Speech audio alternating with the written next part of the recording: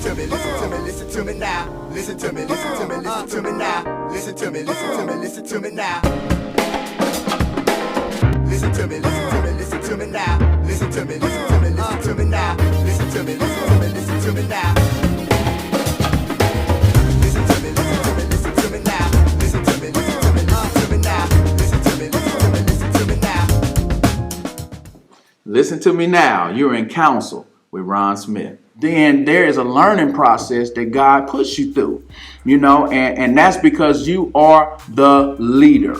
You are the, as the scriptures say, head. You're the head of the woman, and I think that what caused us to be unqualified to lead the house of God is not that we haven't learned all the lessons or we aren't perfected in certain areas, is that we don't get the whole principle of God's order. If I don't, just like a household, my household, I have a wife who I know is the weaker vessel. I know that she has proclivity. She has certain things that she's bent towards doing because of her makeup, And so if I am her leader and if I am assuming my position as, head of her, and I don't take into account her makeup, then I'm not doing the very thing that God ordained me to do. Come on. Because when I look at myself as her leader, first I have to look at the order as I'm under God's leadership. So if I'm the head of the woman, there's a head over me. And so God is so compassionate. God is so understanding. But at the same time, God has a standard. And so he's developing me in his image, in his likeness, to handle my family in that fashion. Come on. And so if I'm not able to, see, this is where people get mixed up, man of God. You can't make your wife do nothing. You can't make your children do nothing. You can whoop them. I ain't gonna get too personal, but you can whoop them. But some kids, whoopings don't affect them like it does other kids. And so we have to have management strategy with each individual that's in our household. And so how does this come into leading God's church? If I'm not diligent with understanding individuals, if I'm not capable of understanding the differences between people, I can't deal with every deacon the same. I can't deal with every minister the same. I can't deal with every pastor, every prophet, every apostle. I can't deal with them all the same. Every man is not the same kind of man. They got some men that's very emotional. Some men have no emotion, or they have covered them so. And so in the family situation, God teaches me this principle of dealing with individuals. Yes. And ruling them according to the way that my ruler rules me. Come on. According to knowledge. Knowledge. The Bible says that Adam knew his wife. All right. And I think too many men have a concept of what a woman is, but they don't know their woman. Good man. So they try to grab these, but they copy and paste and see, and it doesn't work because you have to know your wife. You kind of explained that earlier. Yeah, I like that, man. And that's a real good stopping point because that carries into the whole family, just to be transparent a little bit, I have 2 teenage sons. I got a 22-year-old son and I have a 10-year-old daughter. Well, my 2 teenage sons, who are a year apart, they are night and day. They're night and day.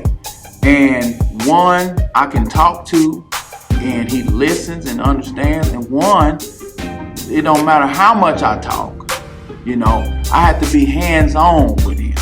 I have to, when it's his turn to do the dishes, I have to stay up until he's done with it. I've learned that. In my management strategy with that son, I just can't leave him to himself, to be responsible, because he's not. And so therefore, I got to sacrifice my sleep.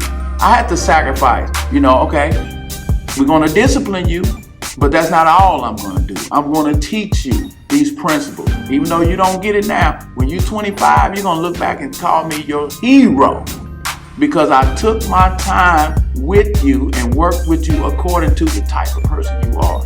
And so I think that's a very solid nugget of knowing the individuals in your household And when we're going to transition to serving God's people, we have that same tendency to be compassionate towards people.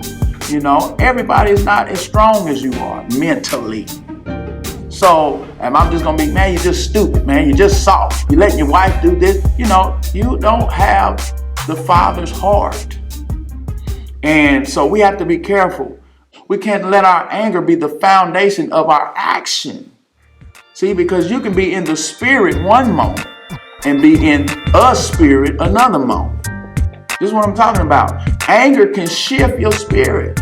You know, being married sometimes, I remember in my marriage in the beginning of it, there was things that I hid from my wife, and there was things, I don't know if my wife hid, but I wasn't aware of parts of her personality.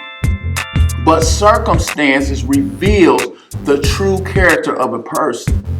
And I found out that from my wife's childhood and from her upbringing, that she was a runner. When it got tough, she would run. And instead of me, who I grew up, you know, with my father at home, I watched my father get saved. He stopped drinking, stopped smoking. He wasn't chasing women, none of this stuff. My father was a solid rock in my life, all the way through to an adult. And my mother was always there. And she gave me love. She gave me, you know, that's why I like to embrace people, because I was accepted. I was loved. But what my wife missed some of those things, because her mother died when she was 15. But when I found out that she was a runner, instead of looking at her crazy, I found myself loving her to the point where I will not let you run. I'm gonna get in the car with you. You know, if you want to drive, then you're gonna drive with me in the passenger seat. And we was squabbling.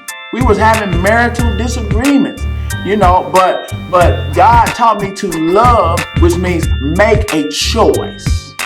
Not birds, bees, flowers, and trees, Cupid and arrows and all of that stuff.